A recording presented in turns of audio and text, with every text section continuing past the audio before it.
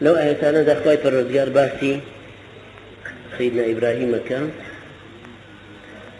لسرتاوى أفرمي وإذ ابتلى إبراهيم ربه بكلمات فأتمهن خواهي پروردگار إبراهيمي تاقي كردوا امتحان كرد بس ما بديش امتحان فأتمه همي بنجاحت بري قال إني جاعلك للناس إماما دعاوي درت لامتحان شهادي كفاءتي ورقر لا يقي أويك خواي فرجار تعيني كاب إمام إمامتي جيان إمامتي بيان إمامتي عبادات إمامتي قرانكاري كومل إمامتي برو خواويستي قال ومن ذريتي كأم فرستي دزكوير أم درجة برزو أم بلا مشرفي دزكوير همو باوجك تمناك زوبي جين بذريتي خوي بلكو أواني كلا دواي أيوش دين فرقي خوشي دستي كوير قال ومن ذريتي قال لا ينال عهد الظالمين مرجكي أويا دات فرور بيور يقري ظالم بي لي دورة دين سر آياتك بشريكي تفصيل تر وإذ ابتلى امتحان كرنكي شون مادة كانش چیه کە تیا سەرکەوتووە چەند جارێکی تریشمان هەر لەم چیرۆکەیە تکرار کردوتەوە یەکەم امتحانی یەکەم غیرەت جوڵانی سیدنا ئیبراهیم دەربارەی ئەو شرکە قەبیحەی کە خەڵک بتی داناوە و ئەی پەرستێ و خوای پەروەردگاری شیواک لێ هێناوە عیبادەتی خوای گەورە خوای کردگار و پەروەردگاریان خوای خاوەنیان خوای ژێنەر و مرێنەریان خوایەک کە ڕزقی ئەوانی بەدەستە خوایەک کە هەموو گەردیلەکانی گەردوونی بەدەستە و ژیان هەڵەسوڕێنە و بکەری مطلقی ئەم گەردوون و بوونەیە خەڵک وازی لە پەرستنی ئەو هێناوە و چوون پەیکەر و دار و بەردێکیان داتاشیوە و وتویانە ئەمانە خوامانن سيدنا إبراهيم يكن امتحاني بريتي لو غيرتي وديني خوا أجولي لبر خاطري پاراستنی یەک خواپەرستی چوو بتەکانی شکاندنە ئەوە امتحانی یەکەم امتحانی دووەم مناقەشەی مەلیک و کۆمەڵگەکە و باوکی خۆشی کردو لە پێناوی ئەوەشە ئامادە بوو بسووتێنرێ و بخرێتە مەنجەنیقەوە هەموو چارە نووسێکی دژواریشی با توش ببێ لەو امتحانەشیا دەرچوو فلما اعتزلهم وما يعبدون من دون الله آتيناه إسماعيل وإسحاق وكلا جعلنا نبيا لامتحان سيندر باري قومكي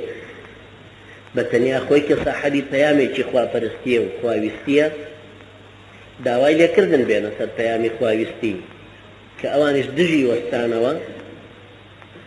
فەرمووی كفرنا بكم وبدا بيننا وبينكم العداوة والبغضاء أبدا حتى تؤمنوا بالله وحده أوش امتحاني سيمك يا درسو امتحاني تشوارم من الله كاني هل قلت كسكاركي هل قلت روشت إني مهاجر إلى ربي فيا مكي بسرشاني ويتي عزتي خوي لدينك أبينه دينك شي لواقعك أبينك دينك قبولك أوش هجرتي إنساني مسلمان لو شوني إنساني مسلمان ناتواني دروش مفرسنية كومالكارية كان أنجام بدا بيوست لسري هجرت بكا وكلها مكتبة فقهية كان رون كراوته بيوست بالرابو شوينيجي كخواي پروردگاري تيا بفرستيو خويني خوشي بهدر ندا وزليليش قبولنك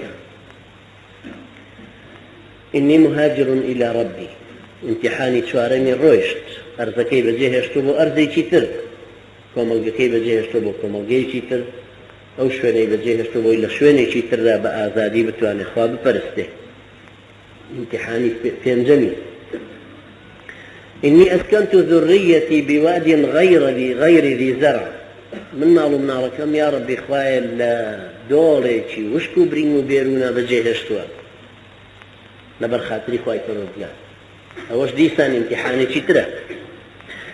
امتحاني ششم قال يا بني إني أرى في المنام أني أذبحك فانظر ماذا ترى قريخ من لخونا بين يومك أمر فيكرا وتوسر ببرم توتشي علي قال افعل ما تؤمر شد أمر فيكرا وبيك أوش امتحان شميتي كفعلا يا درسو تخوي فرجار فرمو يا إبراهيم أن صدقت الرؤيا أي إبراهيم خونكت هنا يديو فلي أو درجانتها من بالريوة أم سيدنا إبراهيم كلم امتحانانا درسو هي قوم خاكي هي مالو من دالي جنو منالي باوكو كسكاري غيرتي برانبر بيك خوا فلسطين أنجا خواي جورا فرمين